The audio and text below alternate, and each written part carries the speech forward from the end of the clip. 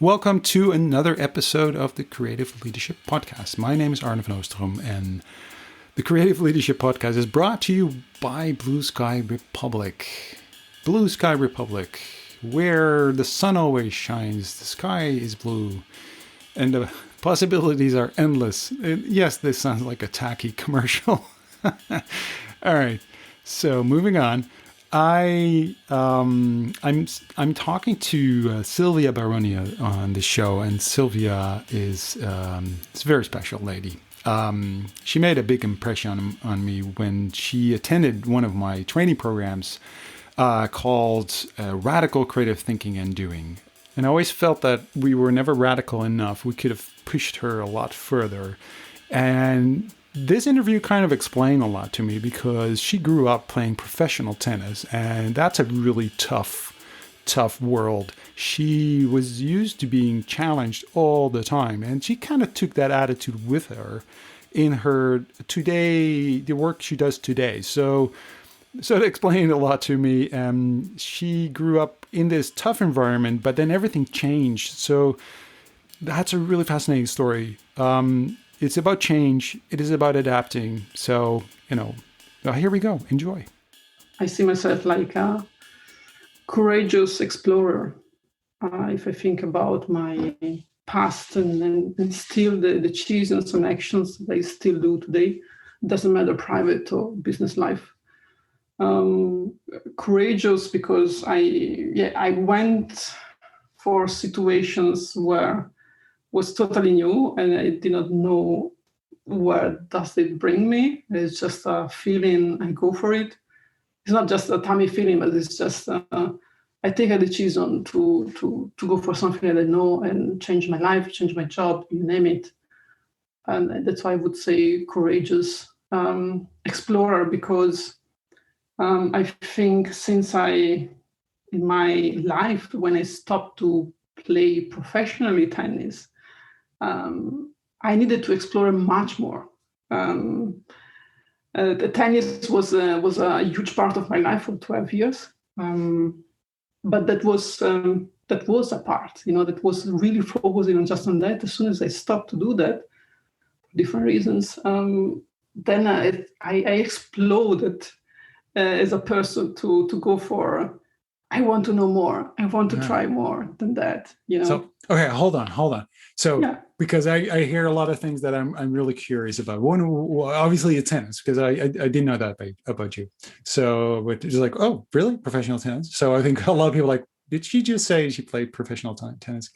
So that's interesting. Obviously, also the courageous and exploring and changing your life and following your gut feeling or your tummy feeling. But I'll just go back a little bit to the tennis, because when did you start playing tennis? I was 6 years old. You're 6 years old. Yeah. Why? I was 6 years old, and 9 years old I started my first tournament. So really? Because 6 years old, you can't even, my son. The racket was bigger than me, Yeah, right, exactly, right. So I was like, how can you swing a racket when you're 6? Where did they come? Is that your parents? Did they play tennis? Yeah, my father. My father was passionate about sport. Mm-hmm. He tried hard with my brother, but my brother was not the sportive one as he expected. Uh-huh. Then after 10 years comes the second one, me. And he tried. As soon as I could do something, he tried with me to make sport. Yes. And mine was tennis in a way. Oh, but it didn't really matter? Or it didn't matter which sport? It wasn't specifically tennis, or it could have been anything? My father was coming from soccer. He was playing soccer. Mm-hmm. Of course, soccer for a woman was not the sport at the time. Sure, yeah. And I think he just chose tennis. I don't know why.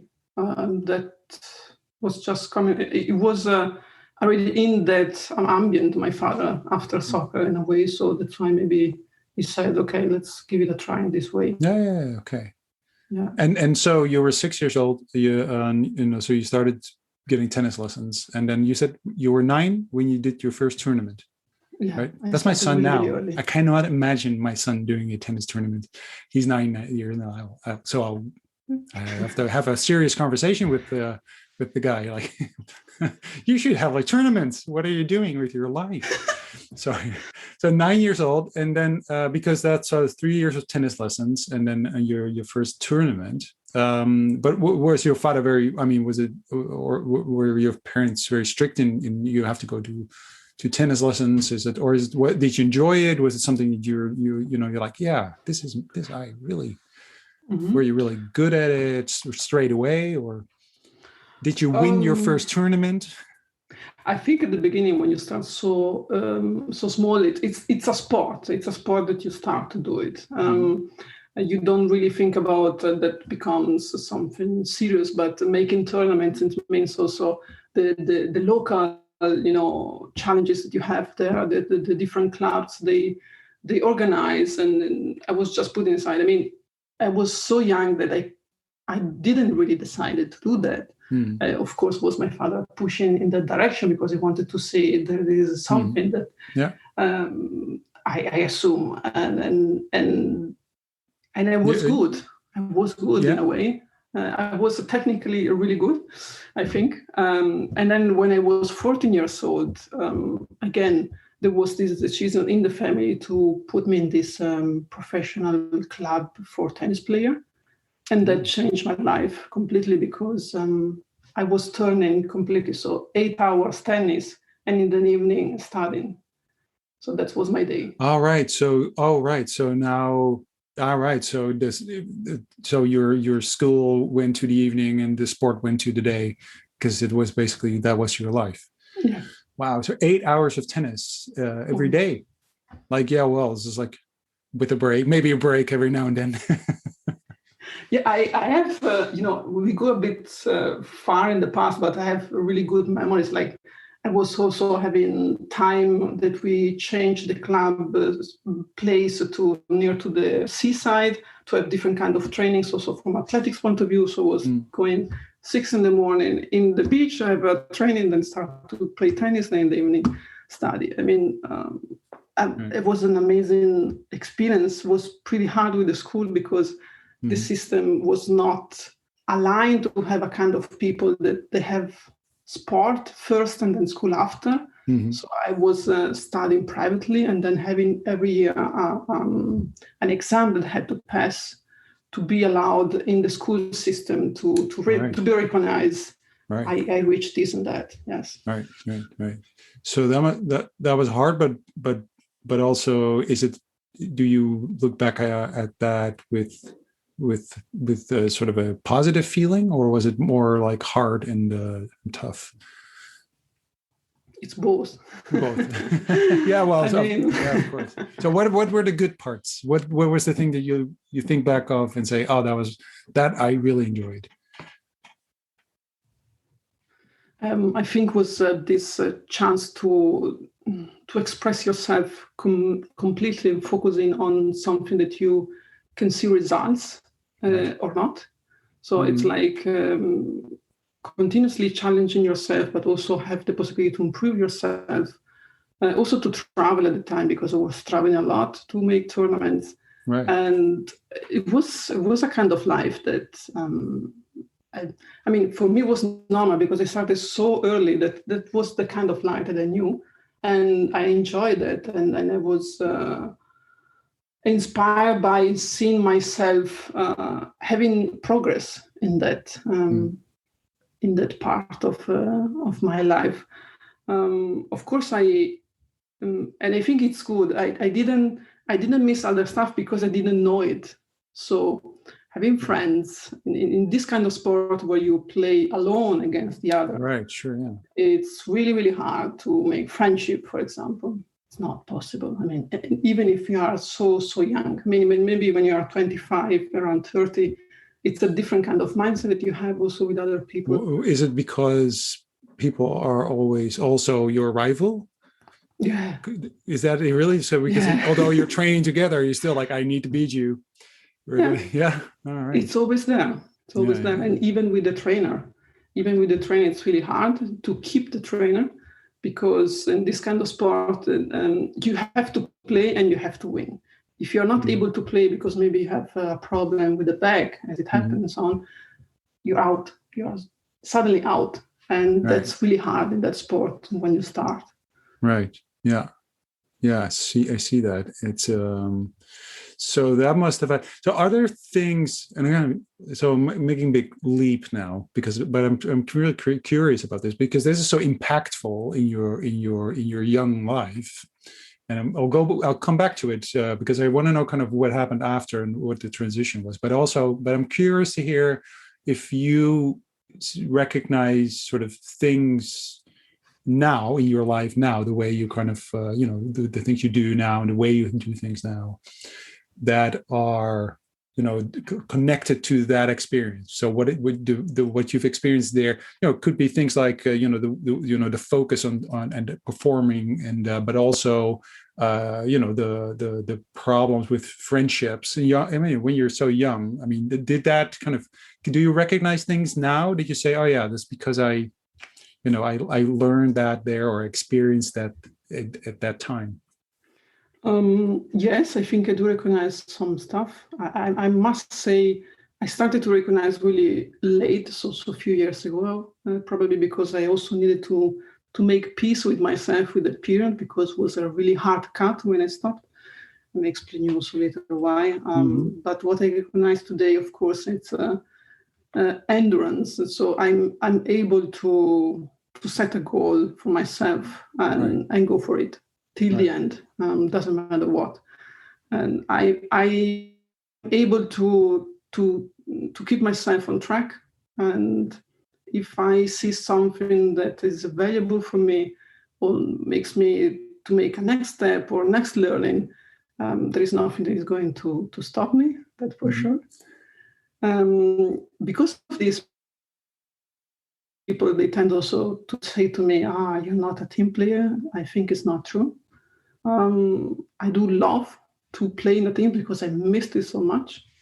But of course, I have a louder voice in the team because I'm not afraid to say what I think or to try out stuff.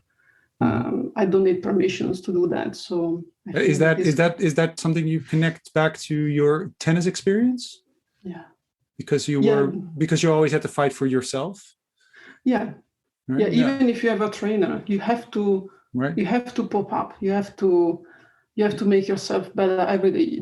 There is no magic formula. You really have to do it by yourself, even if someone is supporting you, but it's up to you. Because you're being judged all the time, every training, every game. It's always about if every you're not... Every ball that you touch. Exactly. Every ball that you touch.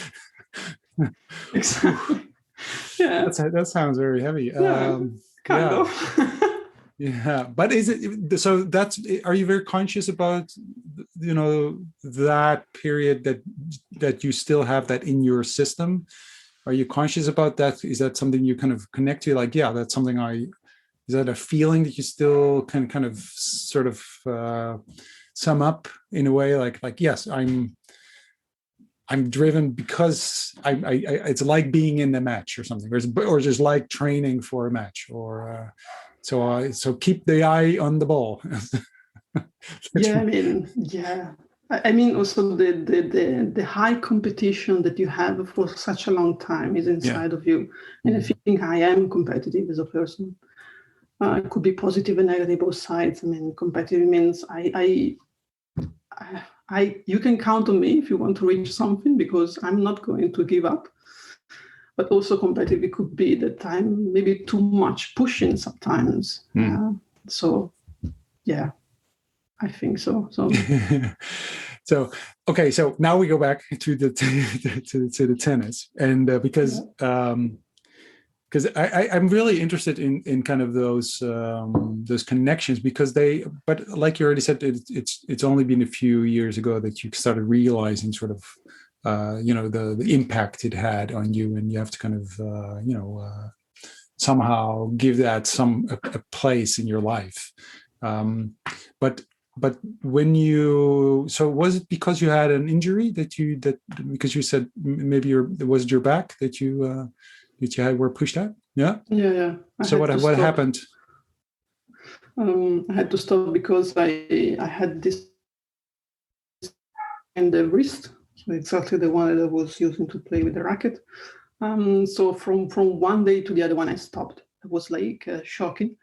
And at the time, they promised me they could come back to play. So I had to make a surgery at the time.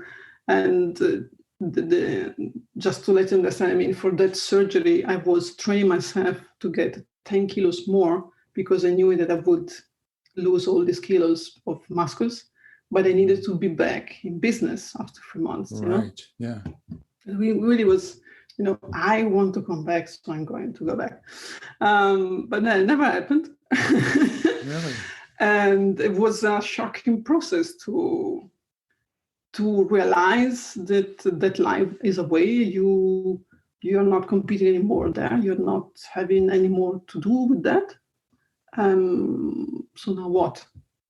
And I was 18 years old. From one side, it was pretty good because 18 years old, you can, there is the next part of your life or stage of your life is university. Exactly. Yeah. And it was perfect at that point, I'm speaking, to stop, because then I could step in the next stage without so many problems, let's say. Yeah. But it was hard to accept. Yeah. Because you really wanted to go back. Yes, and that was also the life that I knew. That was what I was. You were making mentally also a certain kind of projection of yourself. How do you see yourself? You need to do that if you want to. Yeah, exactly. To reach some goals and then so on. So and that the projection was not anymore there. So I never thought about plan B. Right. No tennis. I never thought about it. Yeah, exactly. Yeah. So like. Right. So okay. You pick because you pictured yourself, your future, it was always involving tennis. So there was always this, you were a player, it's sports. That's you're going to be this athlete. That's what you're going to do. Right. And then all of a sudden, that's really, because that's really radical, obviously. And also at an age, yes, it's actually, in hindsight, I can imagine it is a good time because yes, you can kind of then build another life. If it would have been 5 years later, it might have been really more difficult. But at the same time, you're also young still, so you had this plan, and all of a sudden that's a very radical cut right there. Like, no, different. I don't think a lot of people will experience that, because usually things go in sort of a flow, and maybe it goes the wrong direction. But it's not like, it's almost, but it's because there's an injury, and then everything changes. So that's a big moment in your life, in your young life. So what happened? What happened there? Did you know, how long did it take for you to kind of say, oh, well, for instance, you had to go to university. So did you know where to go? What happened? At the time I remember I also thought about, okay, what can I do also to stay in the tennis area, and there was only one way that could be the one to become trainer. Right.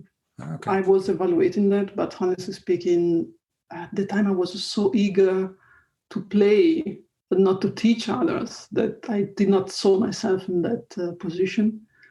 And then it came out I remember some sports club that they wanted to have me as an athlete, like running the 400 meters, all this stuff, because legs were working well. Right. Yeah. But also there, I think I was too, how can I say, also too, I have it in German. Sometimes I mix the words. Stolz. I didn't want it too proud. Too proud, exactly. I was too proud to say yes to another sport. I don't know. I was a tennis player at that point. So this is what I remember of myself at the time, why I didn't go for that.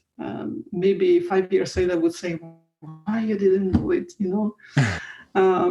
but yeah, then maybe it was also a way for myself to really, okay, that's the cut, and I want to close the chapter, and Right.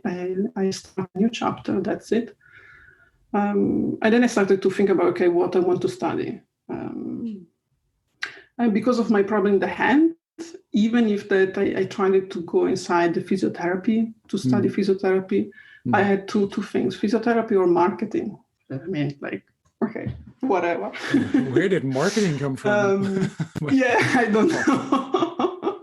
I don't know. I really don't remember, but that was the two choices that I did at the time. Wow. And because you had to make tests, exams to go inside, I said, okay, the ones that win will win, let's say. So a bit more. All right. So the destiny, what brings to me. And then won marketing. Right. You don't remember where the interest in marketing came from?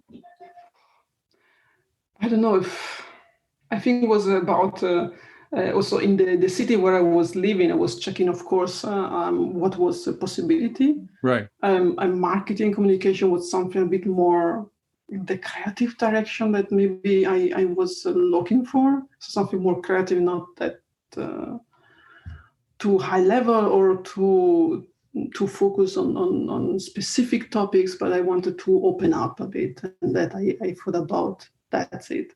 Because the other focus, physiotherapy, I think, was coming also from my experience having physiotherapists during my tennis life, that they were helping me a lot. So okay, so what you're saying is that you had a choice of something that was very also a little bit part of the world you came from, but also very focused, or something that was really broad and wide and could go anywhere.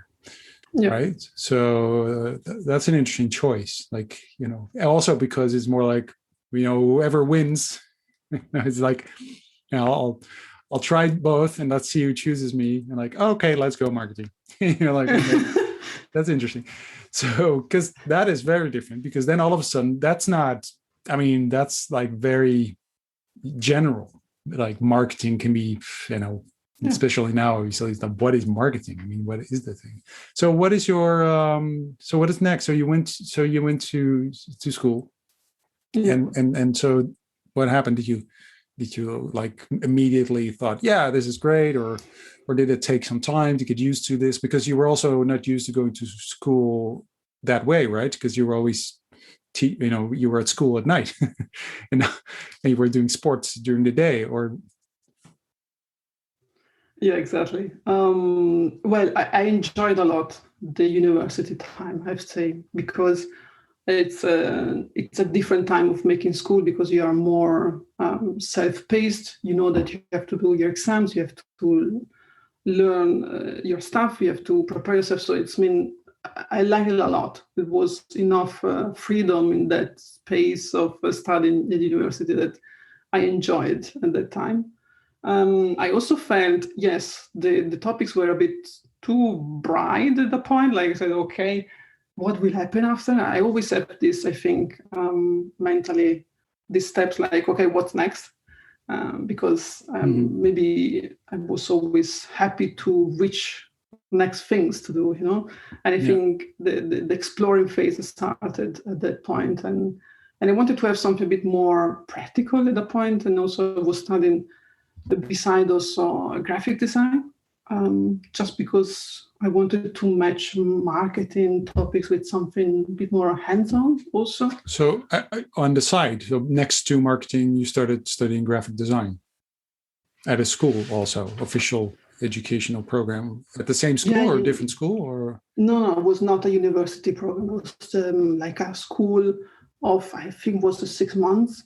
Okay. That you could do beside, yes. Yeah, because you were so used to being so focused or so hard work, you could just do another program next to your university. Exactly. Yeah, because I was also working in the summer. Yeah, sure. Yeah, of course you were. Yeah, I can see. I understand. Yeah, I see that. It was totally normal, Yeah, of course, because you've always been working really hard, so you had too much freedom. You had to fill it in with stuff to do, like other. So, but that's really cool. I mean, that's a great combination. Now, I mean, maybe then as well. I don't know anymore. I can't remember what the kind of the status quo was at the time. But now that's a really cool, okay, understanding visualizations and understanding the sort of the practical side of design and also sort of the marketing combined. I mean, that's really cool. So you were going through this and you liked school because it gave you enough freedom, and also you were interested in doing other things on the side. You thought you wanted to mix graphic design and marketing. Why did you think that was a good idea? What drove you to think that? Because you came, do you have like is there other people around you that are in graphic design, or where were you exposed to kind of that side of design? Do you know? I think in part become something clear to me that I wanted to have something more practical to use, or to give a kind of outcome at a point. I was also interested in everything that was around creativity for me at the time, whatever it means for me, creativity. Why was that? Because I think it's related probably to my brother, because my brother at the time he was studying and doing theater, so as an actor. The one who doesn't like sports. He was really the lazy brother. It's not today. It's not lazy at all. No, but at kidding. the time, Exactly. at the time, he was interested in theater. Yes. Right. So okay. So he started doing theater, and that kind of, what did that do for you? I don't know. I think it opened up to me topics and ways to do things that I didn't know. I mean, theater is so personal. It is really about creativity, improvisation, even if you have something to follow. But and it's so emotional. Right.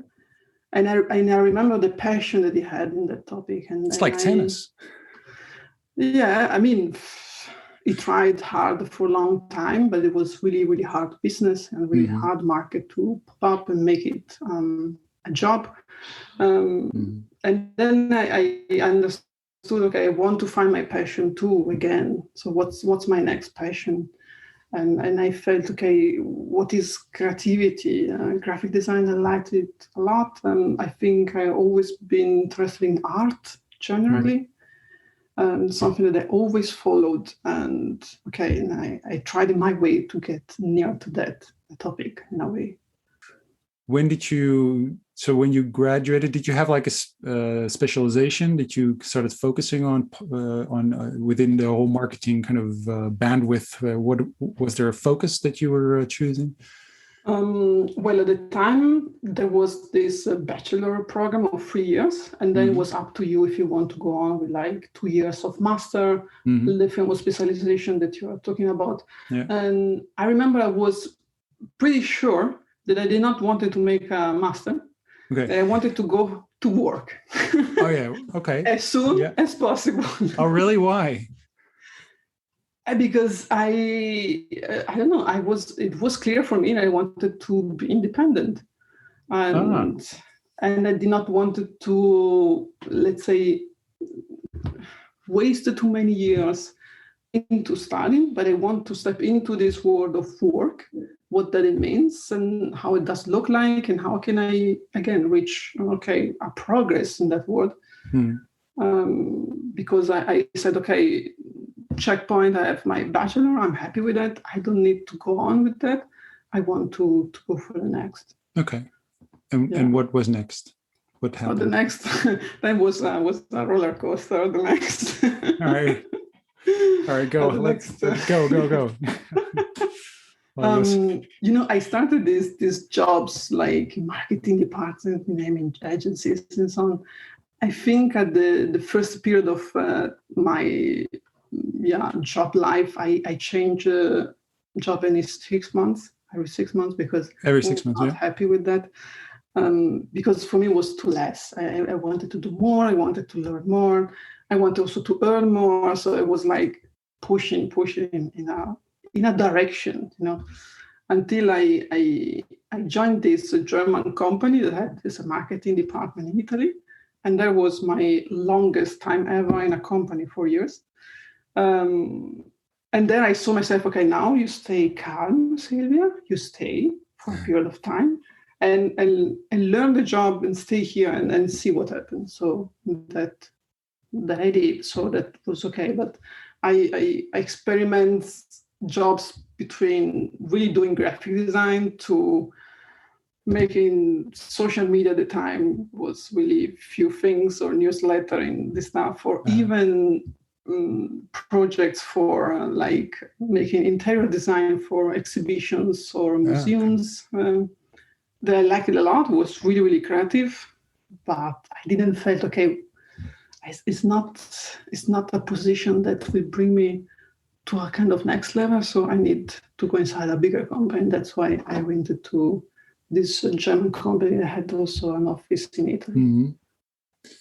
I mean, but that period where you were kind of working in agencies and departments, and you kind of were, was it sort of, I mean, was it, I mean, it sounds very restless. It sounds very like, this is not it. This is not enough. It's more, I should need more.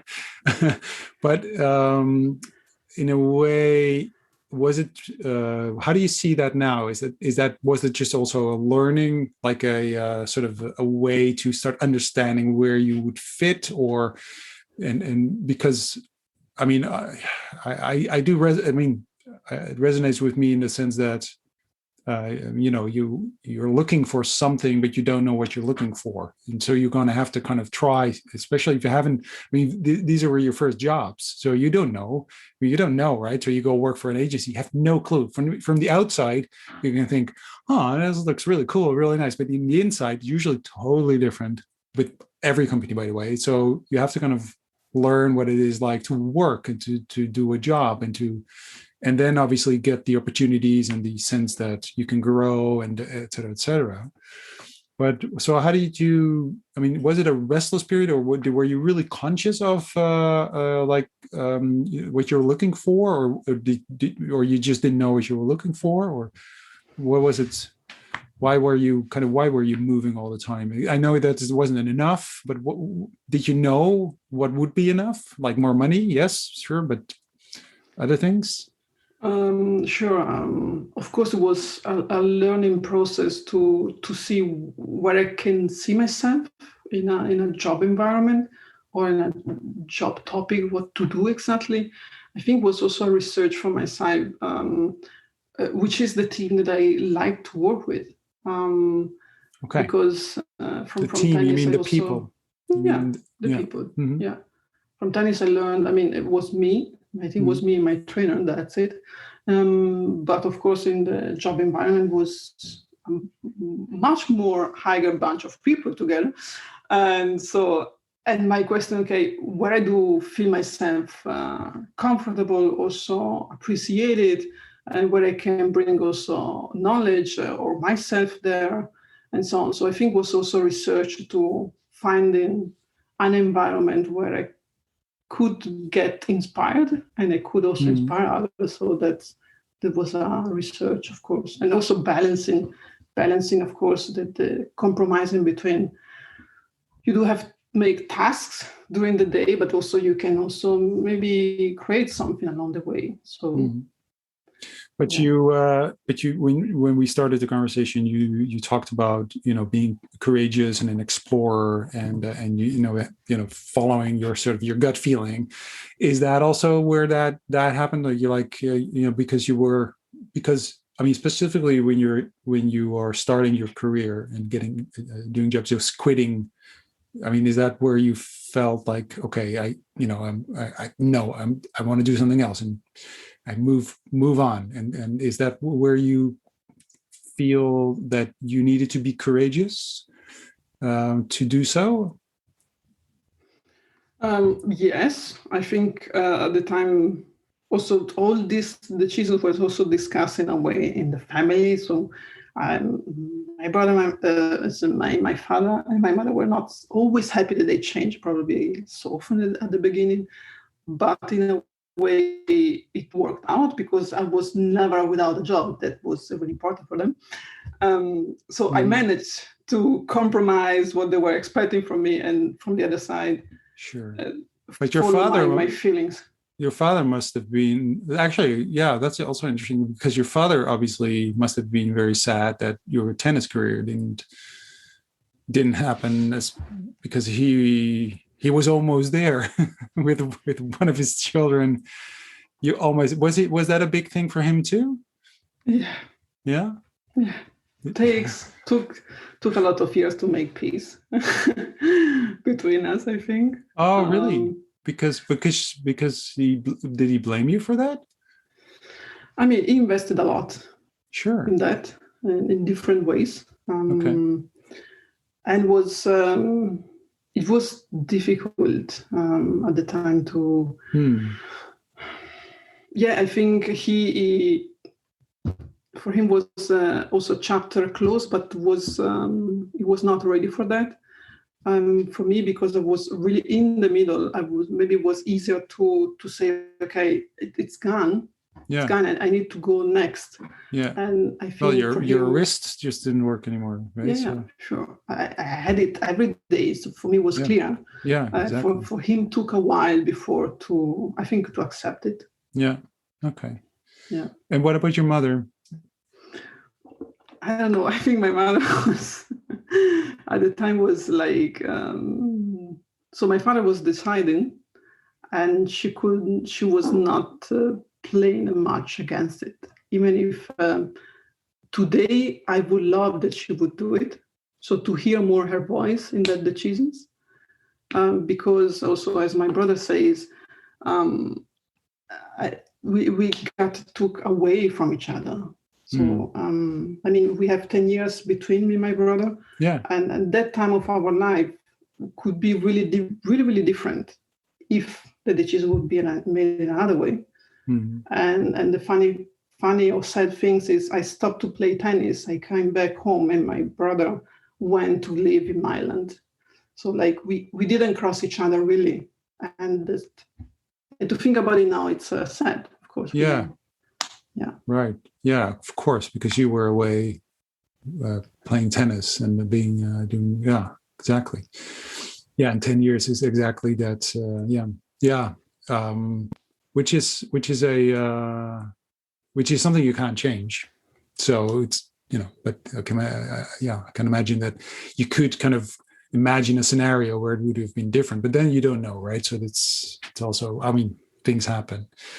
It resonates a little bit with me because my children, they're not, the difference it's 6 years. And they do, I mean, because they are lazy and they don't do any professional sports or anything. My daughter's 14 now, my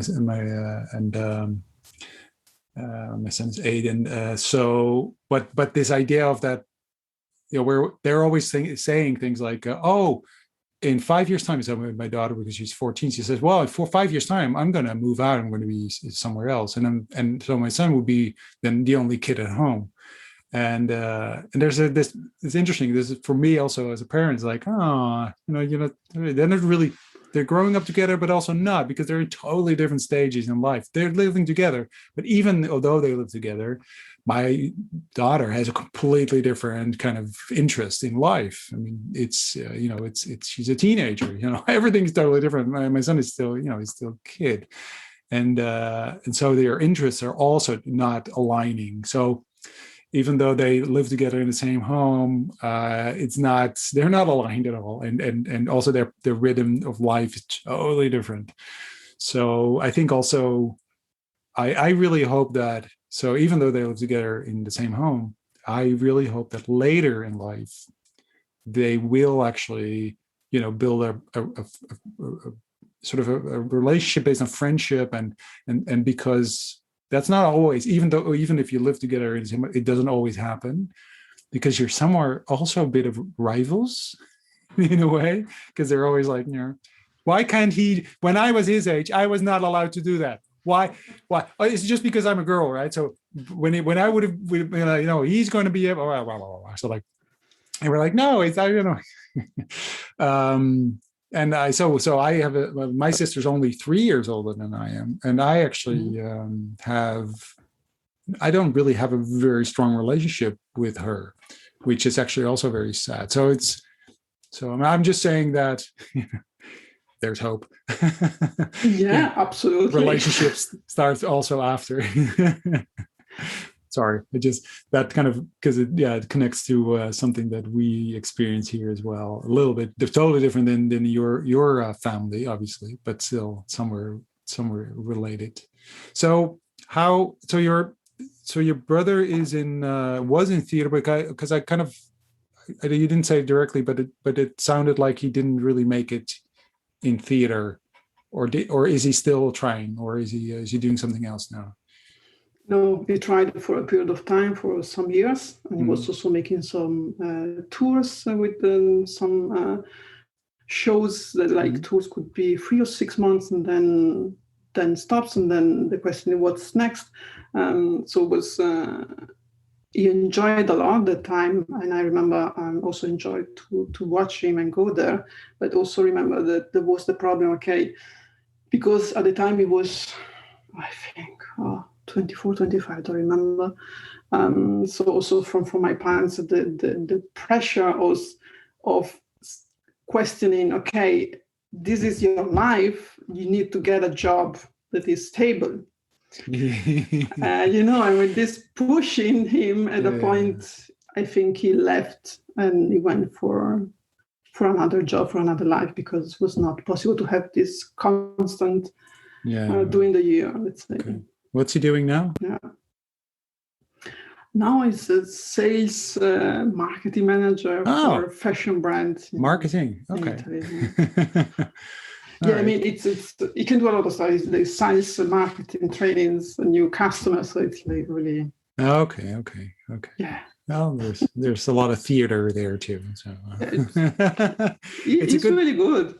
Yeah, it's really good in connecting with people, honestly speaking. Exactly. Well, I think theater. I mean, I have a background there in theater, mainly comedy, but being able to be on stage and connect to people and present yourself and kind of that whole. That's if I would, if I could have it my way, I would teach every kid. Theater lessons. Every kid should go to theater class and the rest of their life for as far as I care, because I think that's such a amazing, wonderful skill to have, and it gives you so much confidence. Okay. So we're still at. You were in this messy period. At least it feels a little messy period of but jobs, and no, this is not it. But I want more. I want different things, bigger, better, more money, more interesting things to do, and also because you are clearly someone who you have a focus and you can really push yourself. And now obviously there are parents who say you need to have a job. Come on, stable job. You need to have a job, and it does. So I'm thinking, I'm a parent. I'm thinking, what am I? What are you doing? What am I doing?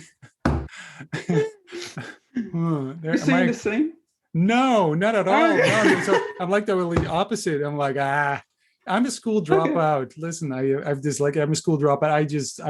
I'm like that middle part of your life where you say, we did all those jobs and try. That's basically my life. It's like that's everything I've ever done. Like just searching. No, not that. No, that. Very restless, by the way. Not something you might want to do the most of your life, but it's also part of. I know. So maybe that's what I'm looking, because there's also part of that which is exciting. And so then you went to this more, the German company that had the office in Italy, where you said, okay, hold on, now go and you have to stop yourself, and I want to know this job. You have to stop and focus on this. That's awesome, because that's something I've don't think I've ever been able to do say like stop, focus on this. But it also sounds a bit like you had to kind of not literally. You said you have to stop yourself. Was that so? What was it? First of all, the job, the task that you had to do. What was the thing you had to learn, and what did you learn? So in that part, I was doing everything around also making layouts for packagings or for displays of the products, because that was a company making products for pets, cats, dogs, you name it. So it was really fun, the product itself. Yeah. So I had a lot to do with managing everything, designing, packaging, but also trade fairs for them. Right. Were you art director? Was that sort of the? No, I never got named art director. No time. Well, it sounds like an art director. I was marketing manager, Max. Okay. Well, it sounds. Oh, you're the marketing manager, you're pretending to be an art director. Whatever. I mean, that was so creative and so fun to have to do with that kind of problem. I must say, also the people in the team are still friends today. I had so much fun. I have to say. So but that helped, because you know one of the things you said was also you were looking for people to work with. So you not only did you say, oh stop, I need to learn this job, but also there were the right people around you. So it was fun. Right. Okay. Exactly. Yeah. I don't know. And also they were fun, but also they were the right companion or fellows, you name it, because we were also making so many stupid things like videos with each other, because it was also one of my colleagues was connected to theater as well. He was making improvisation, and we were making so much fun in the office as soon as we could with the product. So I remember that pretty well. And the funny thing is, after 4 years, I also choose to change because that people also decided to go away. Right. Actually, we decided to go away almost in the same day. Same day. If I remember well, we did the announcement all together. I don't remember. Really? Yeah. So the whole team said, "Well, we're leaving. How we go?" Really? That must have been a shock to whoever was your boss. No, we wanted to shock a bit the boss, to shake it a bit, because we were not aligned in everything. But yeah. Well, that worked. Yeah, probably yes. Wow, that must have been. But because you weren't happy, or the team, you felt there was no alignment. There was no. It could have, things could have been better, and it just didn't work out. The company was owned or managed by the families, so the brother and the sister, and they were really, really different from each other, and also from a leadership style. And cats and dogs. Yeah, exactly.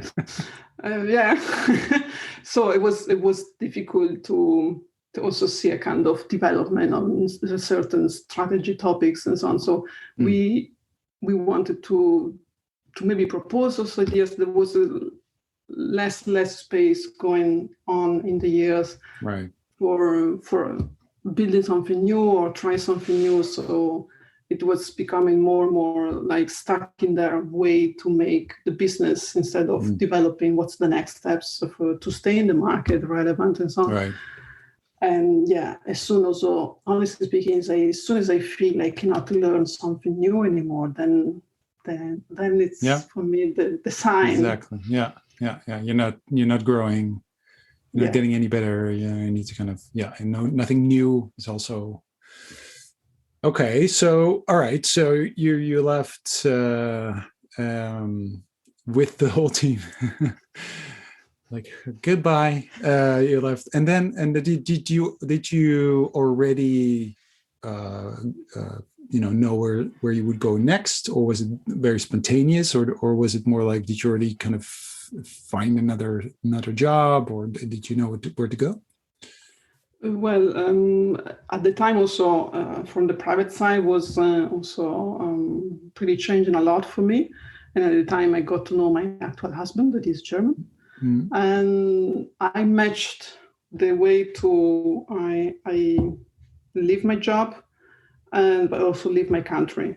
And Right, that's when you left to Germany. I moved to Germany. I mean, he wanted to move to Italy, but I said no. I come to Germany. Why? Why was that? I don't know. Was for me, it was really a strong will to change, to go for something really, really new, something that I don't know.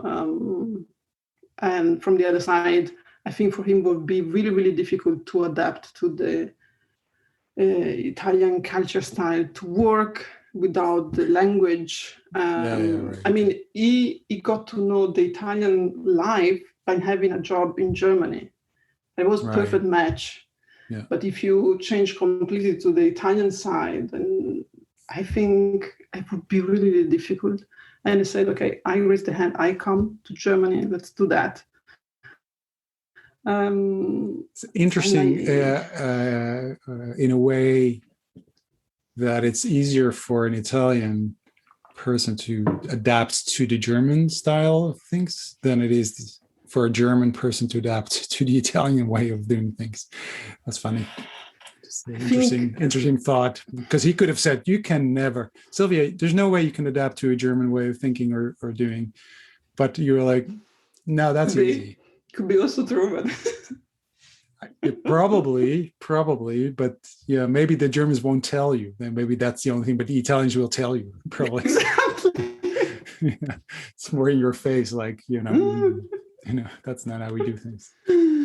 No, I think also at the time I was the one with more need to go for something new. So I was not happy with the job. So I wanted to. So in between the two, I was much more motivated, I think. Yeah. To funny, really. If you think about the rhythm or the pattern in your life, you went from someone who was very focused and very on something very specific, and that was everything, and then you were forced to change, which was dramatic and difficult. But after that, you started looking for these changes. So in a way, it's like, but that was a shock. You could have been someone who said, well, I really, now I get to, so I had this shock moment where I had to change everything. I get something new and I stick to this because I don't want to experience that again. But in a way, you went from someone who was very focused on just one thing to someone who's very hungry for new things. And so it became a very positive thing in your life, really, the big changes. Because now it's like, I need something new. I moved to Germany, which is, it's not always. You live in Berlin, right? Did you move to Berlin straight away? Was that the first? Where did you move to? Because that's an interesting. Because Germany is not Germany. I mean, there's a lot of things. There are a lot of differences in the the regions and the cities. I moved 5 times in Germany. Okay, what was the first city you lived? So the first city was where my husband was living. That was near Koblenz.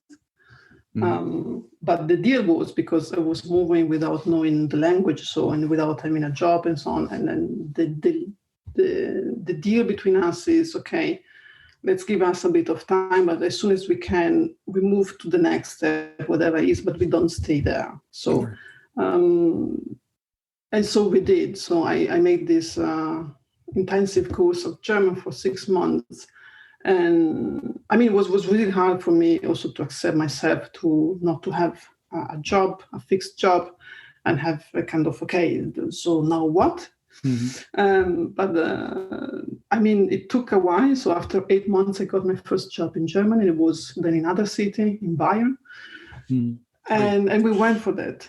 I mean, also him was pretty amazing to be so flexible, so with me, supporting this kind of changes as well. And I must say, because I was never expecting to start at a certain level in Germany. I just wanted to see, okay, well, how does it work there? I want to step into this market, how and then just start. And in fact, I just started like in a stage, the first job, even if I had already, I don't know, 10 years of experience in work, It was like someone goes out from the university and starts to work, with that kind of position. And it was fun because I started the way. For me, it was totally fine. Just I was happy to step inside the system, and after 3 months, they give me a normal contract. So it was really nice. I mean, it was really nice. Yeah. Okay. And so then you were in Bayern? It was in Bayern. Which is interesting. For an Italian, because I mean, that's like the opposite of Italians, I think, somehow. I mean, Germany is like Italy, from the north to the south, it's changed a lot. Sure, yeah, of course. A lot. Yeah. So this is it. I mean, I experienced Bayern. I went more to the north, and I went in Berlin. Berlin for me, it's a second home, finally. Yeah. I really feel home here. I have 2 homes now. Yeah. At the time when I went to that job, that was again in the marketing field, and was a big corporate. So I was starting already from Italy. So from that company was already a corporate. So and then started my path inside corporates, let's say. And I was in the marketing department. And then I remember that I felt in my desk by doing marketing stuff, whatever it is, stuff for sales, website, you name it. And I thought, oh my God, I think this job is going to be taken from artificial intelligence one day. I don't know. I don't feel like that my contribution is going to be better than a computer one day. Mm-hmm. And then I said, okay, what's next? Mm-hmm. And I wanted to bring myself away from that desk. So stepping out from marketing in a way, not that. And also in a way I felt the marketing department sometimes like it takes longer to innovate. When the products, the development, it's always pushing forward. The marketing departments, they follow, but they were never driving the company, I want to step out from this desk. And then I went I call it the last sprint of my life of really studying again. And I studied this digital transformation in Nuremberg, in Germany. Mm-hmm. It was like 1.5 years, only in the weekend, so I could work and start in the weekend. And was my bet to make myself possible or able to change the topic and the job role, let's say. Mm-hmm. But what happened after? Because now you part of at least it also in your job title it also says that you're doing service design.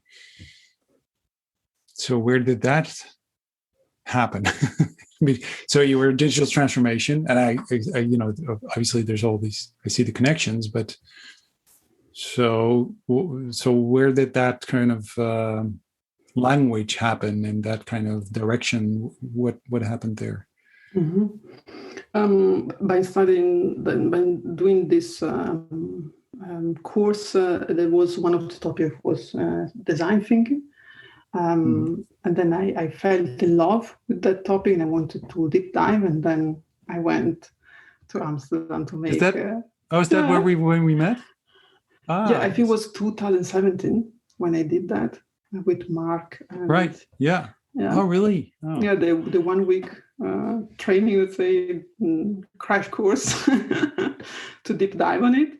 And for me, it was like, okay, and now I understood like 50%, it's enough, I go for it. And I was checking for my next step to say, okay, I want to apply what I learned. How can I do that? And I also wanted to, as I said, to step out from marketing.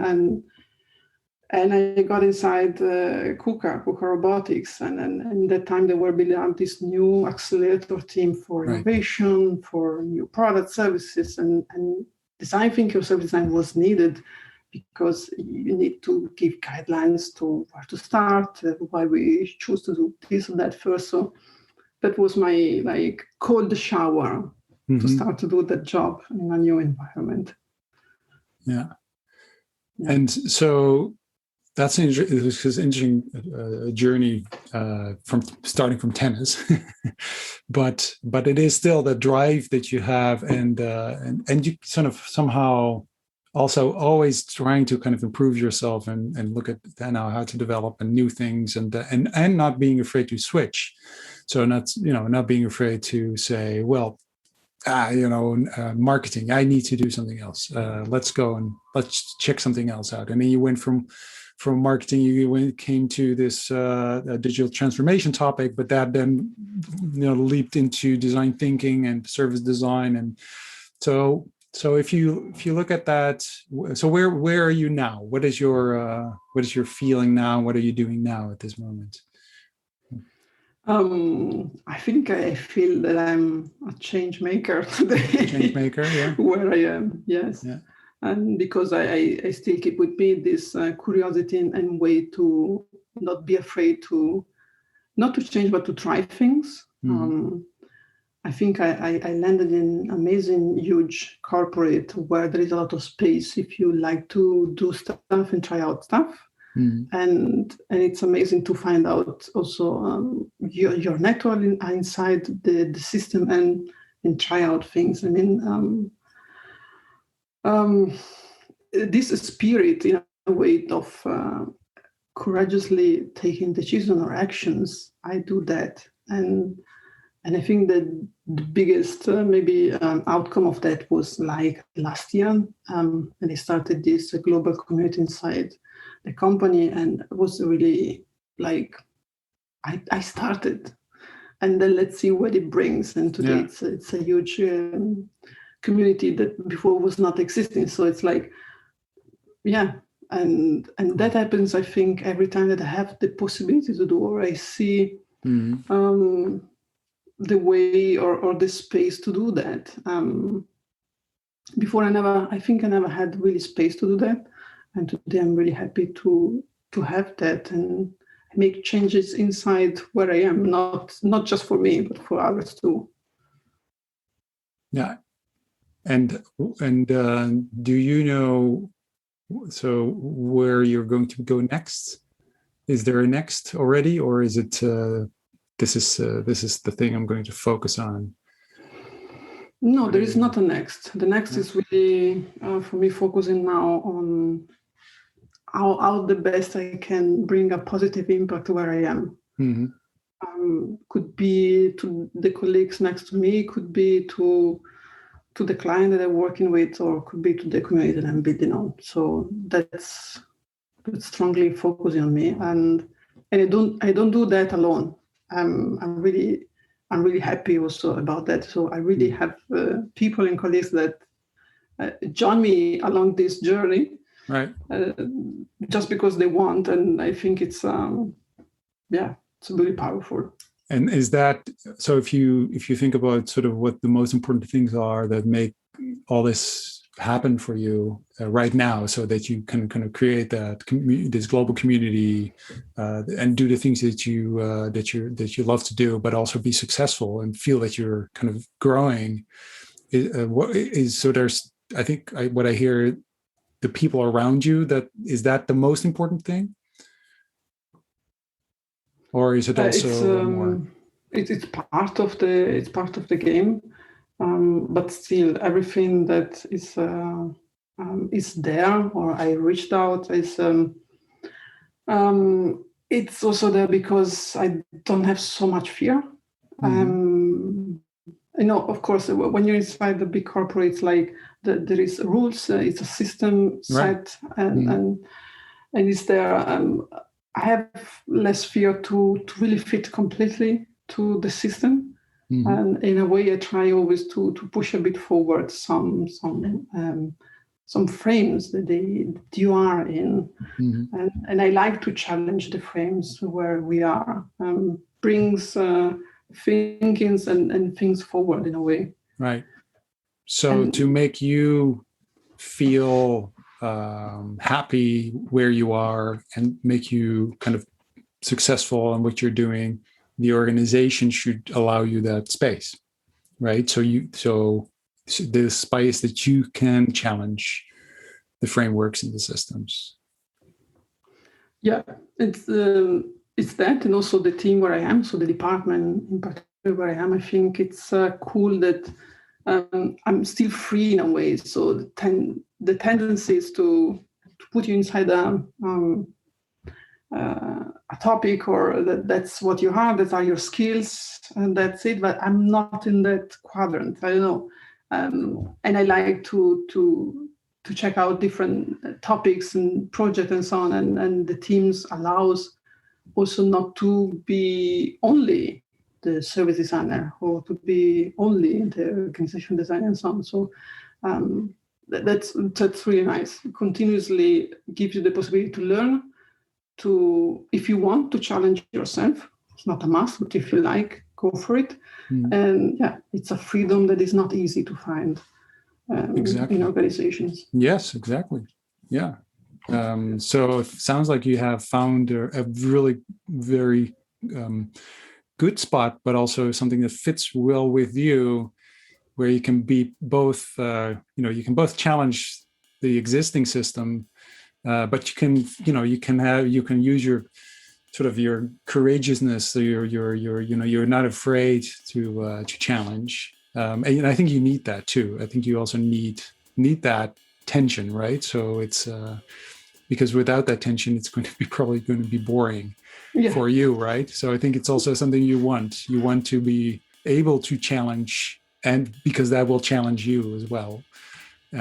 Which in my mind, it links back to your tennis, because that's that's your driver. You're going to be tested all the time. If you're not going to be tested and not be challenged, I think that's when the organization loses you, probably.